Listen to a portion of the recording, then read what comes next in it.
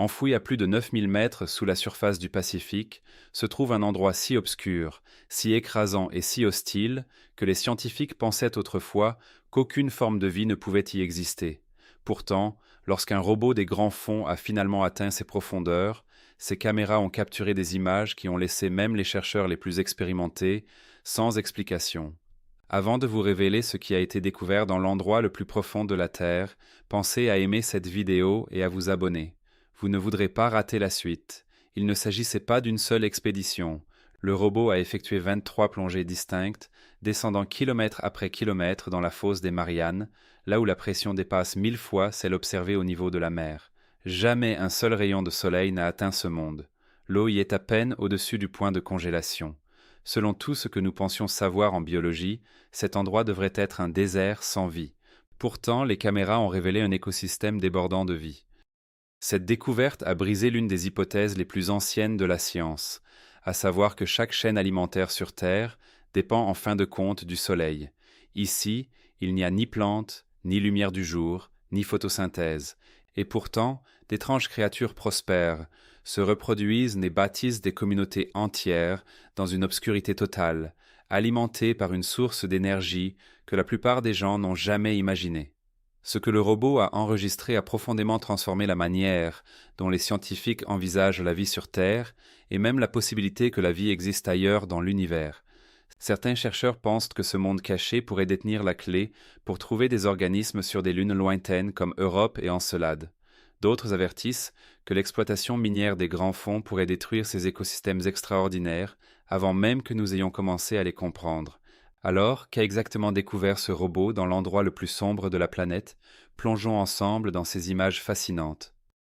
Pour comprendre pourquoi cette découverte a bouleversé les esprits scientifiques, il faut d'abord saisir précisément où ce robot s'est rendu, car l'endroit lui-même devrait être fatal à tout être vivant. Les chercheurs des grands fonds l'appellent la zone Hadal. Ce nom vient d'Hadès, le dieu grec des enfers. Et franchement, ce nom lui va parfaitement. C'est la région la plus profonde de l'océan, là où d'immenses plaques tectoniques entrent en collision, forçant une partie de la croûte terrestre à plonger sous une autre, creusant des canyons, dans les fonds marins plus profonds que la hauteur du mont Everest. Prenez un moment pour laisser cela vous traverser l'esprit. Si vous preniez la plus haute montagne de la Terre et la placiez dans l'une de ces fosses, son sommet ne percerait même pas la surface de l'eau au-dessus. Parlons maintenant de ce que représente vraiment cet endroit, parce que des chiffres sur une page ne rendent pas justice à la réalité. La pression de l'eau à ces profondeurs atteint environ 8 tonnes par centimètre carré. Pour replacer cela en contexte, c'est à peu près l'équivalent de faire tenir un SUV entièrement chargé sur le bout d'un doigt. Les tissus humains ne résistent pas à cela, les sous-marins conçus pour le combat militaire non plus. C'est un environnement de pression façonné par la nature pour empêcher toute forme de vie complexe d'y exister. La température oscille entre 1 et 4 degrés Celsius, à peine au-dessus du point de congélation. Permanente, sans saison et sans aucun rayon de soleil, pour réchauffer quoi que ce soit, même légèrement. Et en ce qui concerne la lumière, il n'y en a tout simplement pas. Zéro, pas la moindre lueur. Le dernier photon à avoir tenté de pénétrer à cette profondeur a été absorbé par l'eau bien avant d'avoir pu s'en approcher. Alors, quand une équipe de l'Institut des sciences et de l'ingénierie des mers profondes, rattachée à l'Académie des sciences de Chine, a envoyé son submersible dans cet abysse, leurs attentes étaient raisonnables. Ils espéraient documenter la géologie, les formations rocheuses, les structures sédimentaires, peut-être l'architecture du fond marin, dans une région que presque personne n'avait jamais observée. S'ils rencontrèrent de la vie, ils s'attendaient à ce qu'elle ressemble à ce que l'on trouve habituellement dans les grandes profondeurs. Quelques charognards, charognards, épars, maigres et à la peine, subsistant grâce à la neige marine. Cette lente dérive de matière organique morte tombant depuis les eaux ensoleillées, située bien au-dessus. C'est le modèle standard. C'est ce que disent les manuels sur les océans profonds. La vie s'y accroche à peine, vivant des restes du monde d'en haut. Ce n'est pas du tout ce qu'ils ont découvert. La découverte. Au fur et à mesure que le submersible descendait au-delà de 2400 mètres, puis encore plus bas, les caméras ont commencé à capter quelque chose pour lequel l'équipe de recherche n'était pas préparée. Pas des organismes isolés, pas quelques survivants tenaces agrippés à une roche. Des communautés de vie denses et tentaculaires, serrées les unes contre les autres sur toute l'étendue du fond de la fosse, aussi loin que les projecteurs pouvaient éclairer. des vers tubicoles regroupés en colonies, ressemblant à d'étranges forêts sous-marines, des bivalves semblables à des palourdes, enfouies par milliers dans les sédiments, des crevettes et d'autres crustacés se déplaçant dans le champ de vision en nombre que personne n'aurait imaginé à de telles profondeurs. Ce n'était pas une poignée de rescapés résistants, c'était un écosystème fonctionnel, vivant et capable de se reproduire, s'étendant sur une portion du fond de la fosse couvrant plus de 2500 kilomètres. Imaginez cette distance un instant. Ce n'est pas quelques mètres carrés, c'est un corridor vivant longeant le plancher océanique, sur une étendue supérieure à la distance séparant certains pays entiers. C'était, selon tous les critères scientifiques applicables, la colonie d'animaux complexes, documentée la plus profonde, jamais recensée sur cette planète. Et c'est là que la situation cesse d'être simplement impressionnante pour devenir véritablement troublante pour quiconque a étudié la biologie. Ces animaux ne se nourrissaient pas de neige marine. Ils ne survivaient pas grâce aux débris tombant de la surface ensoleillée. Ce qui alimentait cet écosystème ne venait pas d'en haut. Ce qui signifie, selon tout ce que la biologie nous a enseigné depuis un siècle et demi, que cet écosystème n'aurait pas dû être capable de se maintenir. Aucun soleil n'alimentait ici une chaîne alimentaire, et pourtant, cette chaîne alimentaire prospérait. Alors, d'où venait cette énergie? Briser la règle. La réponse réside dans un processus appelé chimiosynthèse, et dès que vous le comprenez, vous réalisez que les scientifiques n'observaient pas une simple curiosité biologique. Ils avaient sous les yeux une façon radicalement différente pour la vie d'exister. Voici la règle que tout le monde apprend à l'école. La photosynthèse alimente presque tout. La lumière du soleil frappe une plante. La plante transforme cette lumière en énergie chimique. Et chaque animal qui se nourrit de cette plante, ou qui mange un autre animal l'ayant lui-même consommé, fonctionne indirectement grâce à l'énergie solaire. Même les poissons, situés au bas d'une chaîne alimentaire classique, en dépendent, à plusieurs niveaux de distance, alimentés par le soleil. L'écosystème que ce robot a découvert ne repose sur rien de tout cela. À la place, il fonctionne grâce au poison. Tout au fond du plancher de la fosse, des fissures dans la croûte terrestre laissent s'échapper du méthane et du sulfure d'hydrogène, des substances toxiques à l'odeur nauséabonde qui seraient néfastes pour la plupart des formes de vie en surface. Mais ici, dans les profondeurs, des microbes spécialisés ont développé une capacité tout à fait remarquable. Ils transforment ces substances toxiques directement en énergie utilisable. Ils jouent ainsi le même rôle fondamental que les plantes en surface, sauf que leur lumière du soleil, c'est un poison chimique qui remonte des entrailles de la terre. Les vers tubicoles se regroupent autour d'épais tapis microbiens qui scintillent faiblement sous les lumières du submersible, comme une étrange neige tombant lentement, faite de bactéries plutôt que de glace. Les bivalves s'enfouissent directement dans les sédiments saturés de sulfure d'hydrogène, s'installant ainsi tout près de leur source de nourriture, à la manière d'un jardin. L'ensemble du réseau alimentaire, depuis les microbes jusqu'aux crevettes et aux crustacés, fonctionne sans qu'un seul photon de lumière solaire n'intervienne à quelque étape que ce soit. L'un des géochimistes marins de l'équipe de recherche a décrit la scène d'une façon qui a marqué de nombreux lecteurs de l'étude publiée. Une oasis florissante au cœur du désert des grands fonds. Pas quelques survivants coriaces. Une oasis. Un endroit débordant de vie, alimenté entièrement par la chimie plutôt que par la lumière. Réfléchissez à ce que cela signifie concrètement. Il s'agit d'une communauté d'organismes parfaitement fonctionnels qui a brisé la règle que nous pensions universelle, et elle ne l'a pas brisée discrètement dans un recoin ignoré. Elle l'a brisée sur des milliers de kilomètres de plancher de fosse, dans l'un des environnements les plus hostiles connus sur Terre. Si la vie peut accomplir cela ici, dans des conditions aussi extrêmes, la question suivante qui s'impose est celle qui a donné à cette découverte une portée bien au-delà de la biologie marine. Le tournant vers la vie extraterrestre. Si la vie n'a pas besoin de lumière solaire, si elle peut bâtir un écosystème entier alimenté uniquement par l'énergie chimique traversant la roche, dans des températures glaciales, sous une pression écrasante, dans une obscurité totale, alors la question que chaque scientifique de ce domaine commence à se poser est simple. Où d'autre cela pourrait-il se produire? Et la réponse nous emmène bien au-delà de notre planète. Les scientifiques soupçonnent depuis longtemps que certaines lunes en orbite autour des planètes extérieures de notre système solaire pourraient réunir les conditions nécessaires à la vie, non pas à leur surface gelée, mais en dessous. Europe, l'une des lunes de Jupiter, cacherait un immense océan liquide sous des kilomètres de glace. Encelade, une lune de Saturne, a été observée en train d'éjecter des panaches de vapeur d'eau dans l'espace, ce qui suggère fortement l'existence d'un océan souterrain. Voici ce qui relie directement tout cela à ce que ce robot a découvert dans le Pacifique. Ces deux lunes renferment exactement le type de chimie qui alimente la chimiosynthèse sur Terre. Des composés de méthane et d'hydrogène, les mêmes ingrédients fondamentaux qui nourrissent les colonies de vers tubicoles découvertes dans la fosse. La NASA et le Jet Propulsion Laboratory ont pris la chose suffisamment au sérieux pour concevoir des robots sous-marins autonomes spécialisés, destinés précisément à explorer les fosses les plus profondes de notre planète. Car les conditions de pression rencontrées au fond de nos océans sont considérées comme globalement comparables à celles qui régneraient au fond de l'océan d'Europe, un océan estimé à environ 80 km de profondeur, bien au-delà de tout ce qui existe sur Terre. Des chercheurs d'institutions comme le Woods Hole Oceanographic Institution ont souligné que l'exploration de ces profondeurs hadales pourrait contribuer à répondre à l'une des plus grandes questions ouvertes de toute la science. La vie est-elle quelque chose d'unique à la Terre, ou bien l'univers la produit-il partout où la bonne chimie et les bonnes conditions se rejoignent? Prenez un instant pour y réfléchir. Nous venons peut-être de découvrir un modèle fonctionnel illustrant comment une forme de vie extraterrestre pourrait subsister sur une lune située à des centaines de millions de kilomètres, et nous l'avons trouvée à 9400 mètres sous le Pacifique, non pas grâce à un télescope braqué vers le ciel, mais grâce à un robot pointé vers le sol sous nos propres pieds. C'est là que tout bascule.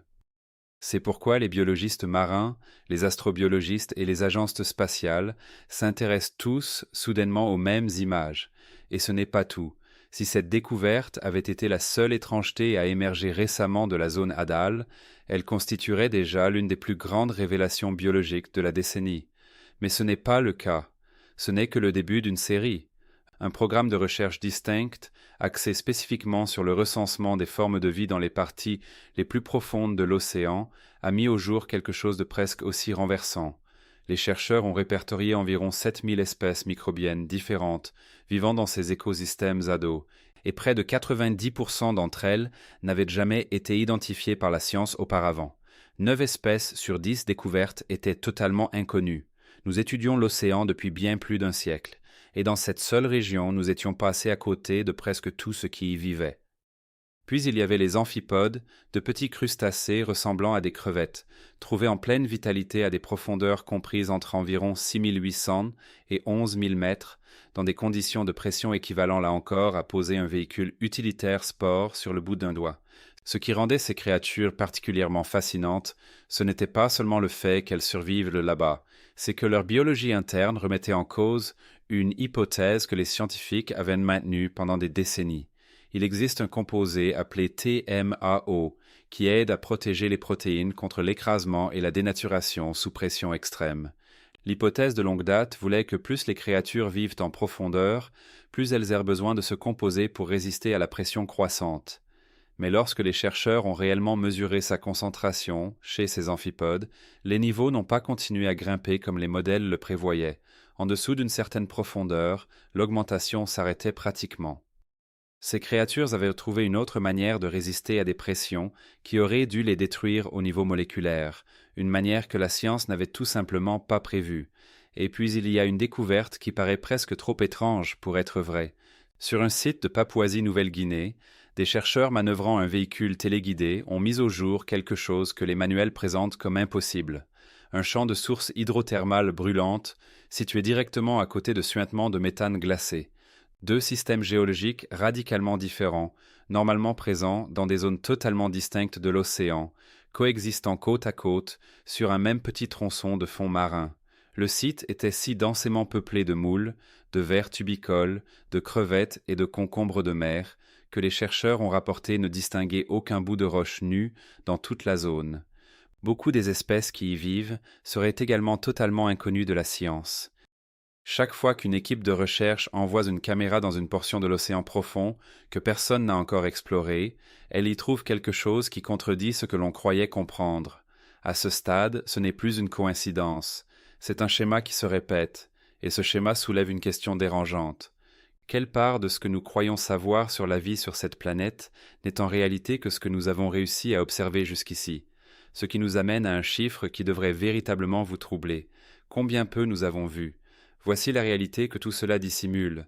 Une grande étude analysant les données de dizaines de milliers de plongées en eau profonde, menée depuis la fin des années 1950, a calculé quelque chose d'extraordinaire. Sur toute l'histoire de l'humanité, nos yeux ont directement observé visuellement, quelque part entre environ 0,001% et 0,006% de l'ensemble du fond de l'océan profond. La superficie totale que l'humanité a jamais réellement vue est à peu près comparable à celle d'un seul petit État américain. Pourtant, l'océan profond recouvre la majeure partie de la surface de toute notre planète. Pensez à l'ampleur de cet écart. Nous tirons des conclusions sur l'océan profond, un environnement qui couvre la plus grande partie de la surface terrestre, à partir d'un fragment si infime qu'on l'a comparé à vouloir comprendre tous les écosystèmes terrestres en se basant uniquement sur les observations faites dans une seule ville. Et le déséquilibre est encore plus marqué que ça. L'immense majorité de toutes les plongées en eau profonde jamais effectuées, soit environ 97%, provient d'une poignée de pays seulement. La plupart des nations de la planète n'ont jamais envoyé le moindre engin dans ces profondeurs. La plus grande partie des fonds marins appartenant à la majorité du monde n'a tout simplement jamais été regardée par qui que ce soit.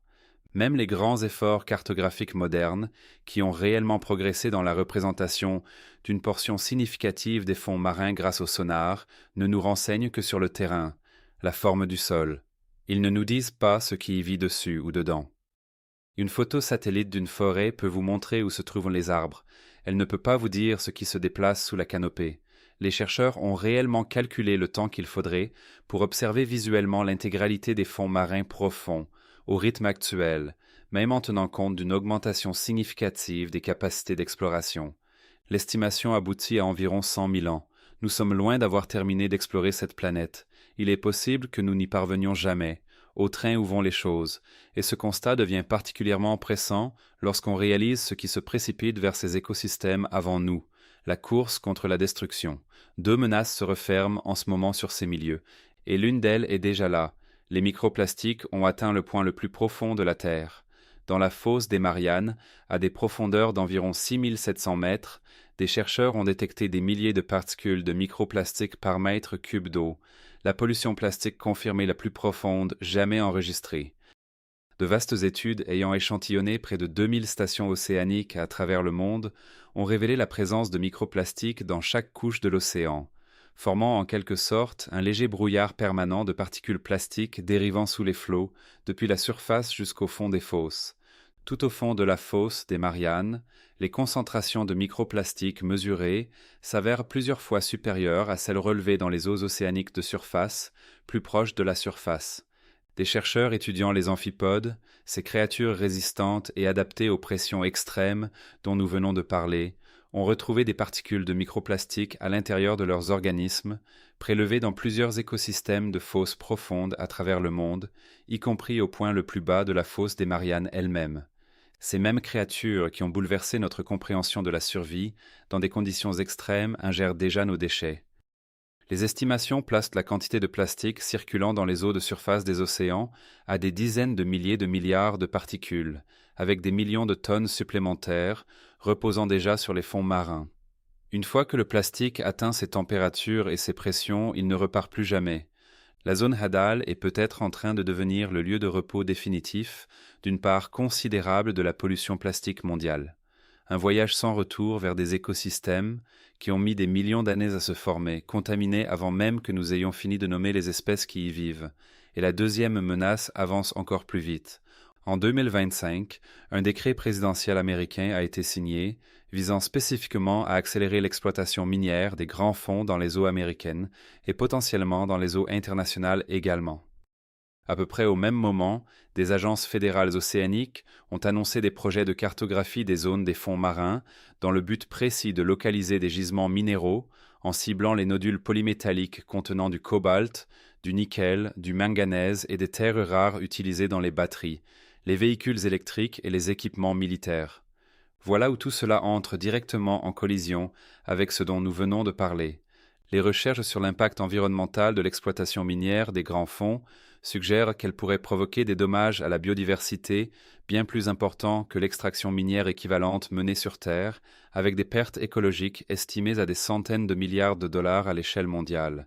Une étude a révélé que, à peine 2 mois après qu'une portion de fond marin eût été perturbée par des tests d'extraction, les populations de créatures dans cette zone avaient chuté de bien plus d'un tiers. D'autres recherches ont montré que les sédiments soulevés par les activités minières obligeaient le plancton des eaux environnantes à se nourrir de particules moins nutritives, fragilisant ainsi la base du réseau alimentaire sur une zone bien plus étendue que le site minier lui-même. Les nodules polymétalliques que ces entreprises souhaitent extraire ont mis des millions d'années à se former sur les fonds océaniques. Une fois arrachés, à n'importe quelle échelle de temps qui compte pour un être humain, ils disparaissent définitivement, emportant avec eux tout ce qui vivait autour d'eux. Et les zones d'extraction envisagées ne se trouvent pas dans un coin d'océan sans rapport avec le reste. Et les zones d'extraction envisagées ne se trouvent pas dans un coin d'océan sans rapport avec le reste. Certaines des régions concernées sont situées directement à proximité de la fosse des Mariannes, cette même fosse où des scientifiques venaient de découvrir des milliers d'espèces jusqu'alors inconnues et un écosystème fonctionnant grâce à la chimie plutôt qu'à la lumière du soleil. Pendant ce temps, les organismes de réglementation internationaux peinent depuis des années à finaliser les règles encadrant l'exploitation minière des grands fonds. Plusieurs grandes nations minières ont choisi d'agir de manière unilatérale plutôt que d'attendre un accord mondial, tandis que des dizaines de pays ont réclamé des interdictions pures et simples ou des moratoires, le temps que la science rattrape son retard. L'océan profond est donc devenu, en toute discrétion, un terrain de confrontation géopolitique, et les créatures vivant à plus de 9500 mètres de profondeur n'ont pas leur mot à dire sur l'issue de cette situation. Pourquoi cela vous concerne ? Avant d'aller plus loin, il vaut la peine de prendre du recul et de se demander pourquoi tout cela devrait importer à quelqu'un qui ne s'approchera jamais d'une fosse océanique de toute sa vie. L'océan profond n'est pas une curiosité isolée, coupée de votre quotidien.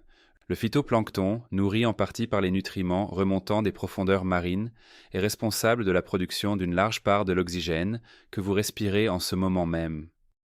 L'océan profond a absorbé la grande majorité de l'excès de chaleur généré par l'activité humaine au cours du siècle dernier, ainsi qu'une part considérable du dioxyde de carbone que nous avons relâché dans l'atmosphère.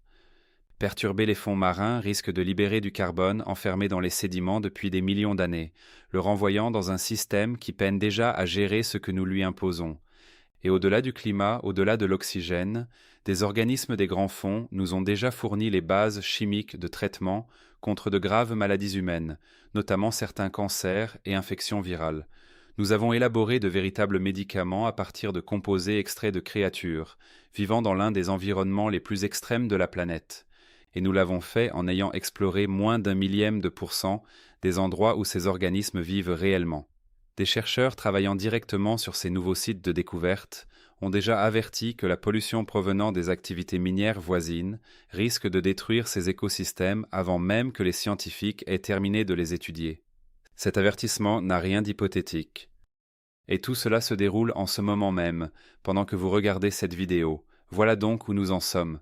Un submersible a plongé à 9450 mètres de profondeur dans une obscurité totale et a découvert des milliers de créatures qui prospèrent grâce à l'énergie chimique plutôt qu'à la lumière du soleil.